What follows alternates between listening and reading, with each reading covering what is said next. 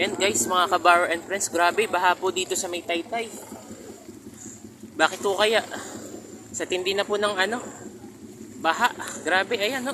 Tingnan nyo guys. Paano tayo makakapasok nito sa trabaho nito? Grabe. Binabaha na po dito.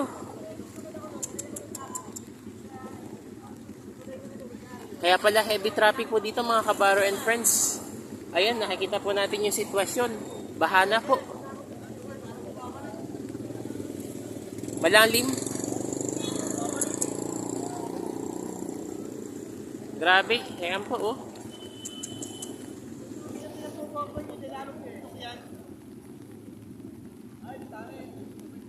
Ba't binaha po ng ganito? Bahain talaga to? Ay, yun lang. Hindi, pero yung ulan kasi ngayon, walang tigil. Oo, walang tigil. Kaya Pero malaki na ibinabaw nito. Kanina, ganyan na kalaki ibinabaw nyo.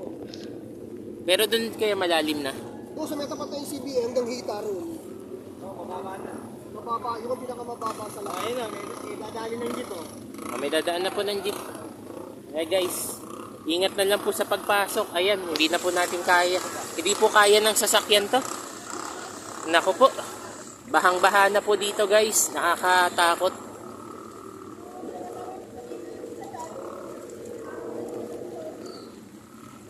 Yan no, para pong nagsilbing baha talaga. Grabe guys.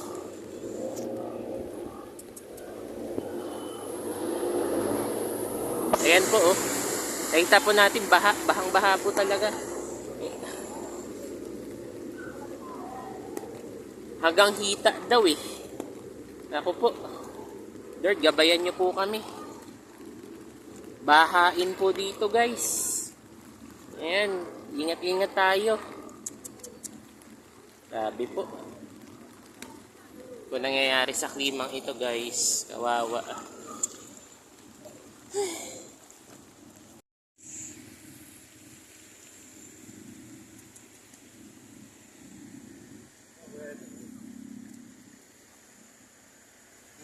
Nakikita na.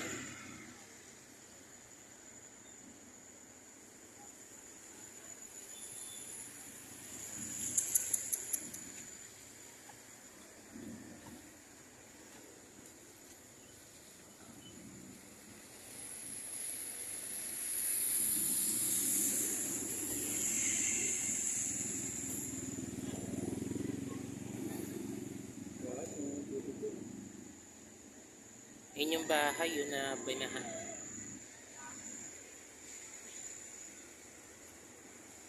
Yan po yung bahay. So guys, yan po yung bahay na dito sa may floodway po. Binahan na po. Ayan nga po guys, kaya may mga hindi nga nagpipasok kanina sa trabaho namin eh. Dahil, ayan nga sitwasyon, nakikita nyo. Baha na po. Grabe po mga kabaro and friends ano. Ay, naku.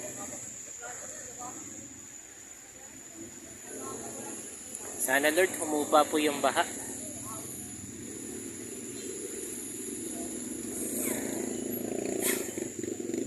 Grabe. Ayan, no? Tignan nyo guys, oh. Basura.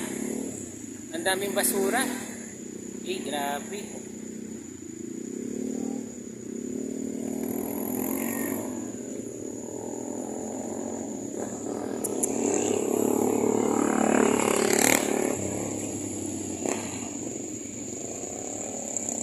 Hindi natin ma-explain yung nangyari. Bagyong Karina talaga ang naging dulot.